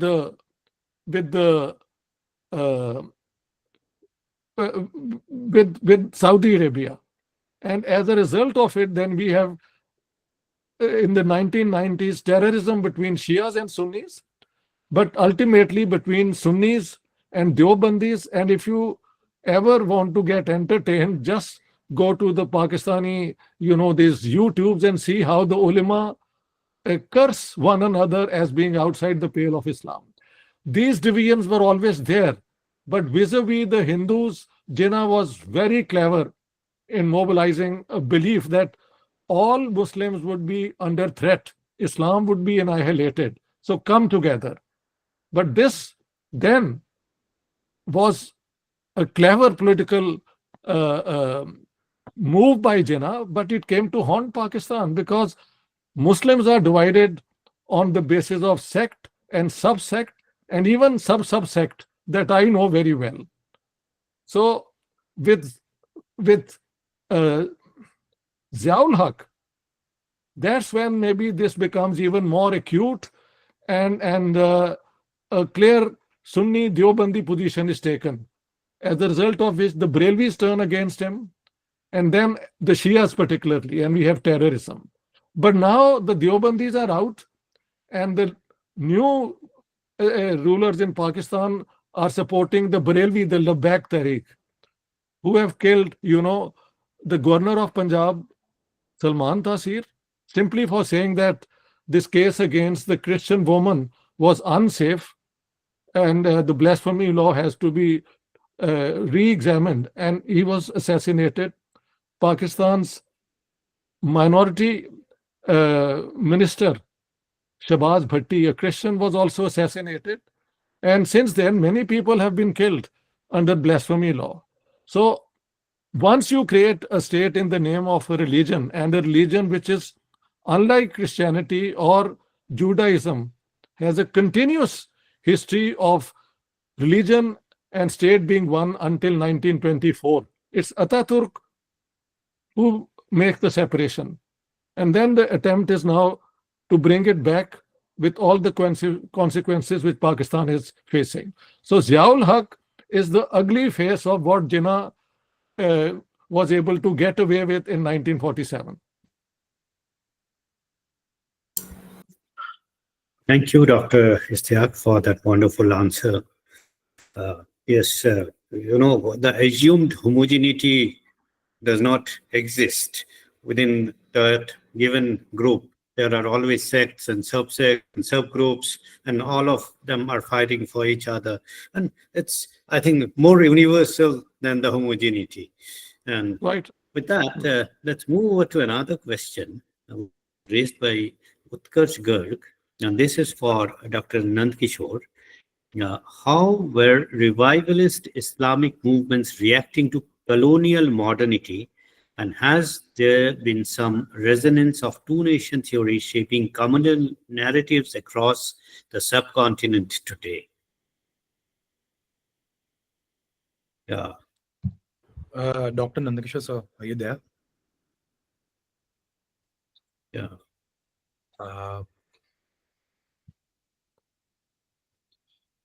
Sir, can we take another question? I think so. Okay, let's take over. Okay, and there's this question for Mr. Burjeen Wagmar. Khomeini stoked Pakistani Shia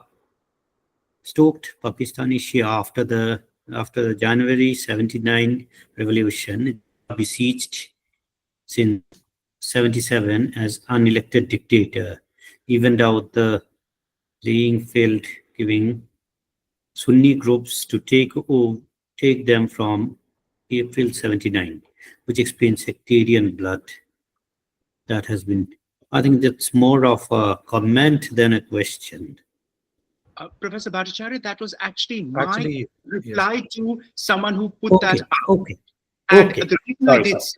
the reason I did so very briefly, you've read out what I wanted to say is this, and I concur with Professor Ahmed. And Professor Ahmed, I would actually even go to the late 70s, the so-called 1990s Karachi killings and the Rangers and the sectarianism that we saw. Because when Pakistanis lament about the so-called Kalashnikov culture that was ushered into their homes thanks to the Soviet invasion, again, it is a fallacious misnomer. Consider the facts. The Shah of Iran left on 16 January 79. Iran plunged into chaos and revolution. Khomeini's radical Islamism was a hallmark of the new regime, which wanted to export it right through the Middle East and elsewhere. Pakistani Shia, but like other Muslims, quite enamored of Khomeini's galvanized message. And they started getting uppity and challenging Zia, who in any case was an unelected, insecure leader and a political pariah since July 77. Bhutto was strung up in April 79. And this is what took place.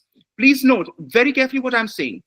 Because of this, Zia, in a politic, cynical move, evened out the playing field by letting Sunni outfits lash out at the Shia in order to, divide and rule the roost, because it would distract from someone questioning his credentials. All this took place in April 79 onwards. The Soviet invasion of Kabul started on Christmas Day, actually Christmas Eve, 1979 December. So the contention that the Mujahideen and the Kalashnikov culture is responsible for Pakistan's ills is absolute nonsense.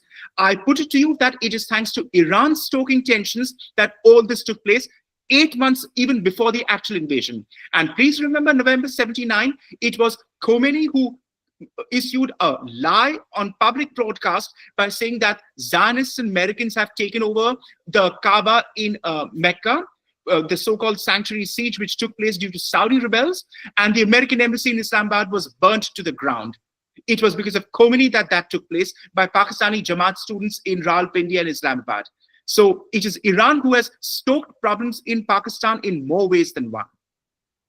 I would concur with that wholeheartedly, because that's my contention. But one has to be very careful, because first of all, you have the Ahmadis, and there is a lot one can point out about their activities which resulted in a Sunni backlash. And then the Shia with Iran doing it. And I, being of Sunni origin, I have to be very careful. So I let you say all this. Okay? Okay. Thank you very much, Professor Ahmed and Sir Wagmar. And there's an interesting question here for Professor Ahmed again. Sir, you have written a book on Jinnah. There are accounts of Jinnah being highly influenced by Mustafa Kemal Ataturk. Just like Ataturk, Jinnah wanted to replicate secular practice but unleashed Islamic forces to achieve political goals.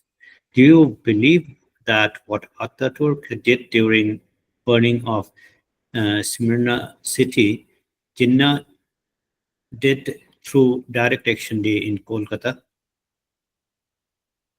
Burning of Smyrna is in 1923 and Direct Action is 1946, so I don't see the connection, unless this is some fact of history which I have missed. But Jinnah initially, first of all, when the first official biographer of Jinnah, Hector Bolitho, he wanted to see the main office, sitting room of Jinnah to see what books he read. And to his great horror, Jinnah read no books at all. There were only law books. So Jinnah was a very illiterate person in that sense. And this is also, I think he said somewhere good things about Ataturk. But his whole politics is a negation of Ataturk's secularism. This 11th August 1947 speech was only to convince the Indians not to throw out 35 million Muslims from India. And the Congress actually had no such plans either.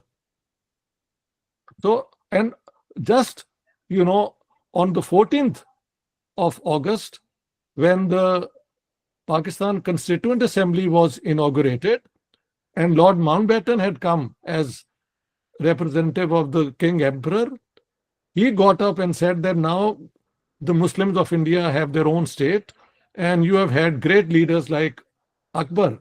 And Jinnah gets up and says, well, Akbar is noteworthy, but our inspiration is Prophet Muhammad, who first defeated the Jews and Christians and then treated them well. So already 3 days later in the official inauguration, the inspiration is Prophet Muhammad. And in the 11th August speech, by the way, he doesn't mention the word secular. And if he was interested in a secular Pakistan, Turkey was an example to give. He doesn't do that. He gives the example of Britain, which over the centuries has moved away from divine rights towards some sort of a liberal society. So Jinnah was no secular by any stretch of imagination.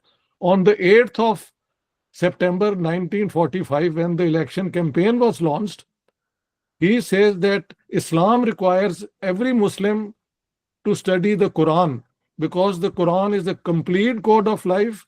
It lays down international law, domestic law, private law, public law, personal law.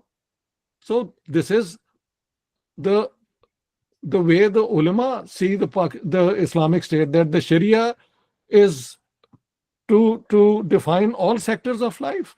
So Jinnah, I have said, there is a saying in Punjabi, ke peer sabnu putter denda hai. When you go to a spiritual guy and say, look, I have no children, he takes some money from you and blesses you with a son. You will get a son.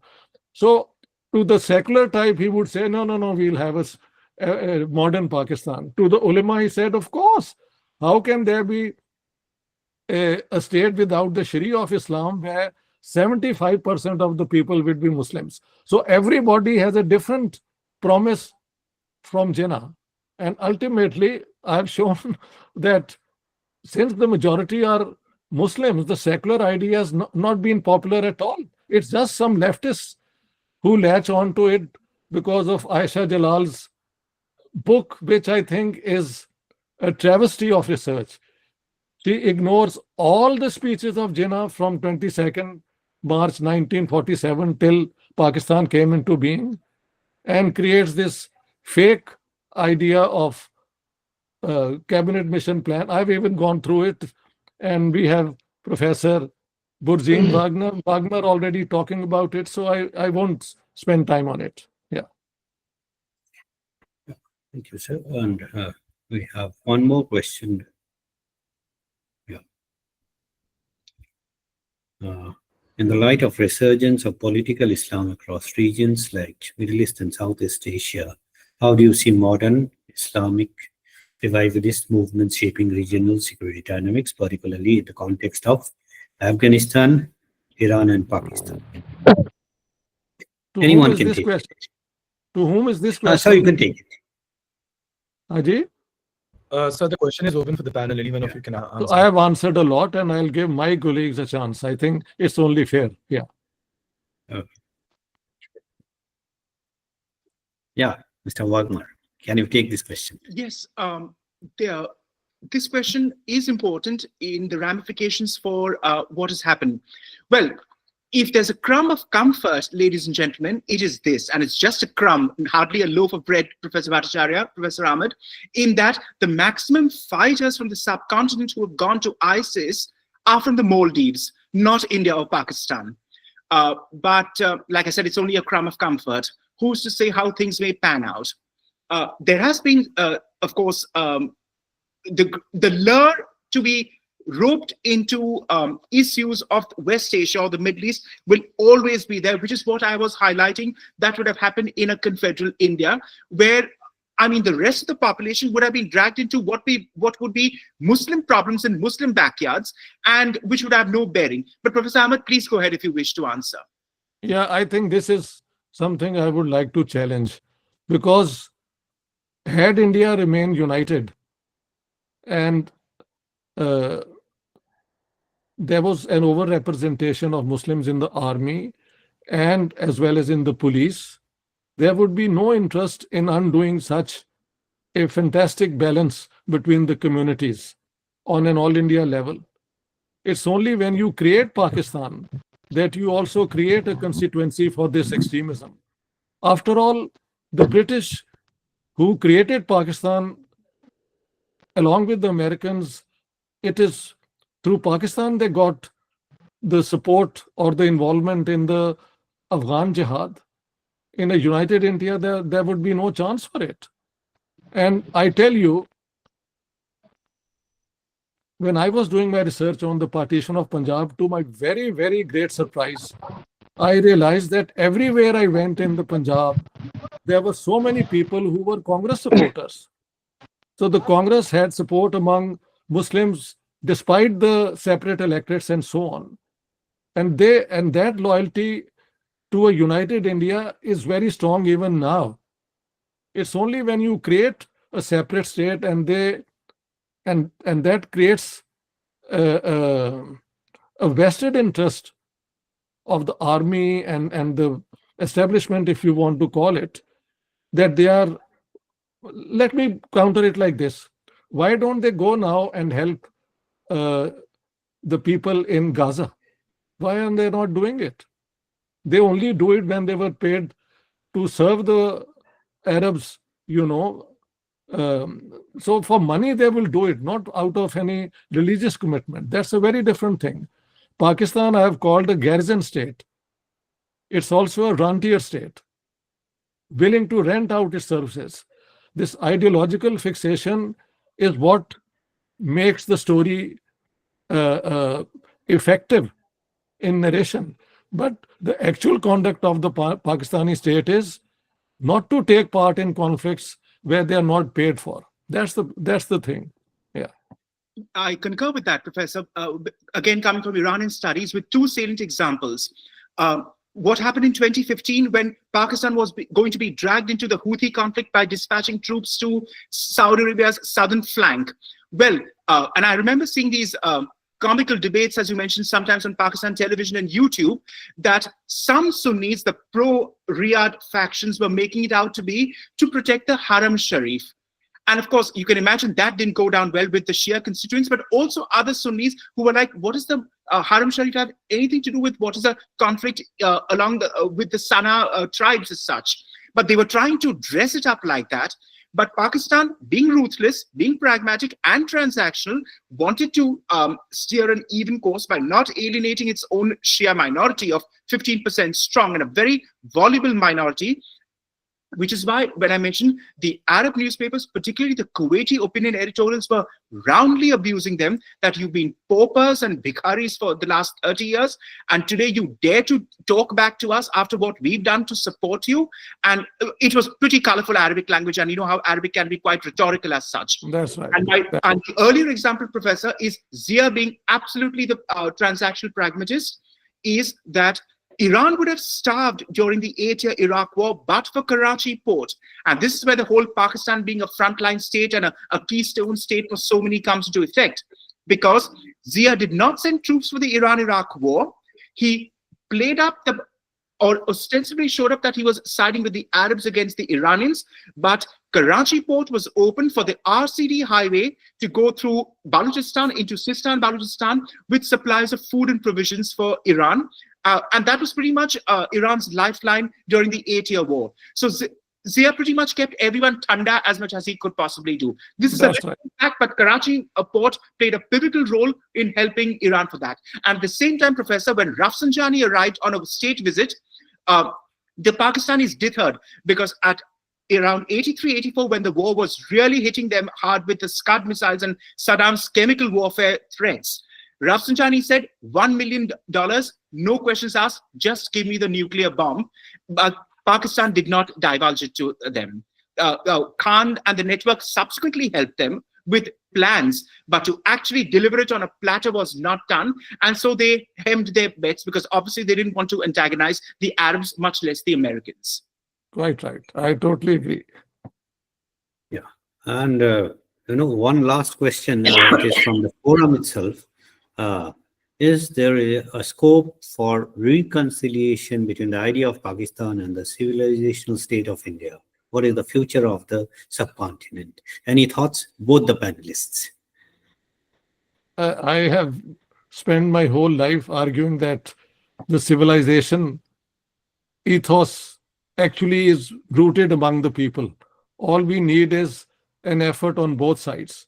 You see, today, on both sides, there is this so much bitterness that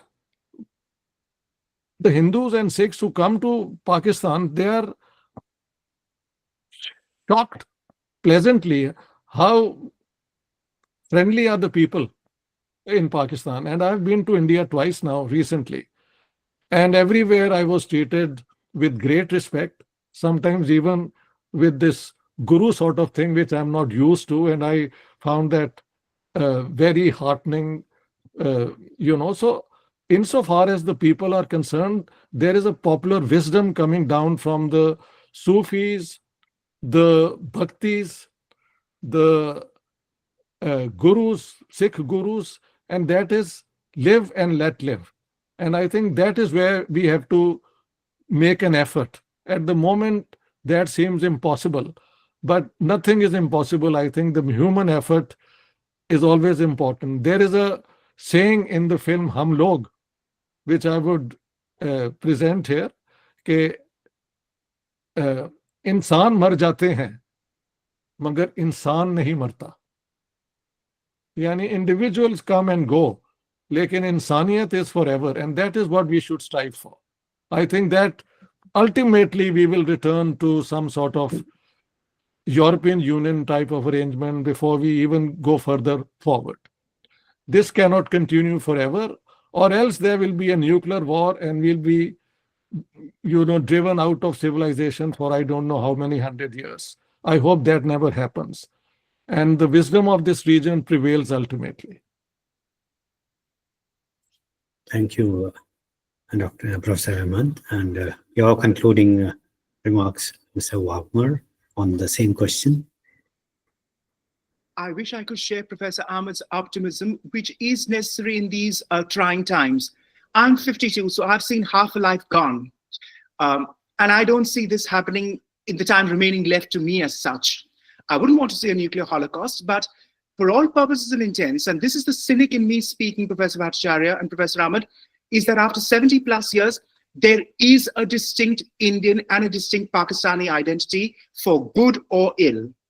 They have become distinct peoples. They have been informed by different worldviews, or Jahanbinis, as you call it in Urdu. Yes, there may be commonalities like cricket and food, and people do play that up all the time. And yes, there is some redeeming feature to that. But for all purposes and intents, I have seen, and younger generations now, completely drift apart because there is no common ground or no common understanding as such. And it's not even the understanding, but maybe I'm speaking a bit pedantically as a scholar. The actual woeful ignorance on the part of the Gen Z or the millennials, people who are, like I said, I'm 52, but who are in their 20s and 30s, the shocking ignorance of basic facts of Pakistan or India, or basic aspects of Hindus and Muslims are just all too clear, despite social media making the world a closer place, or despite when Indian and Pakistani students come on Western varsities and campuses, which they meet for the first time when they actually do that. Where else do they meet as such? There is a shocking ignorance of even the very basics. I don't know where to even start unraveling that. But may I intervene? If we were to step back 150 years and look at the First and Second World War, couldn't we say the same about how the British thought about the Germans and the French about the Germans, what they had done to each other? And they ultimately overcame those differences. I think we should trust the people and the wisdom of the people and not go after what the politicians or the generals are doing. I think that's where we should put our trust. So I don't agree with you entirely, although you surely will live to see that. I won't be there. That much I know. That much I know. Well, let's be more optimistic, and Gen Z, as Mr. Wagner was telling, the Gen Z, they do not read books these days. They are fed through social media, and social media highlights the differences, not the similarities. And that's how, they are drifting apart more and more. But still, I believe Professor Ahmed's optimism, it derails the differences. It puts us again together. This has been a wonderful session. We got to understand that utopia was promised, but it was a different utopia that was promised to a different set of people. And people, as it is, are gullible to such ideas. That's right. They absorbed it, they dreamt of something, but later the harsh realities came into existence. And, those realities are apparent in the volatility of the region. It's haunting generations because the massive movement of people that has happened, I don't know, that has two generations back, that has really, pulverized families. Now, what has happened is the new generations, they don't understand, they don't relate to those realities. But yet, there are trying times like this where I think as I said earlier also, the rationality of thoughts should dominate the emotions. So with that, I thank India Researchers Forum, Indic Researchers Forum for this wonderful conference that they are organizing. It has been coincidentally at a time where tempers are flying high, but still it was wonderful panel of resource persons that we have. And I thank from the core of my heart, Dr. Nanda Kishor, Professor Ahmed, and Mr. Wagner for giving different perspectives of the idea of Pakistan and how it formed, how the whole thing evolved. And with that, I also thank Indic Forum for the whole event. Thank you. Thank you very much. Thank you, Thank you. sir. Yes, over to you. Conclude this insightful session. Extend our sincere thanks to distinguished speakers, Dr. Nanda Kishor, Professor Ishtiaq Ahmed, and Mr. Burzin Wagmar for their powerful contributions that helped to unpack the ideological and political foundations of Pakistan and the partition. And we are also grateful to our session chair, Professor Ayon Bhattacharjee, for effectively guiding the discussion and ensuring the Absolutely. session remains focused, balanced, and Absolutely. engaging throughout. And to our audience, thank you for your participation. Time permitting, now we'll take a few more questions later, maybe via email. But thank you for now. And thank you, sir. Thank you so much. All the best. All the best. Thank you.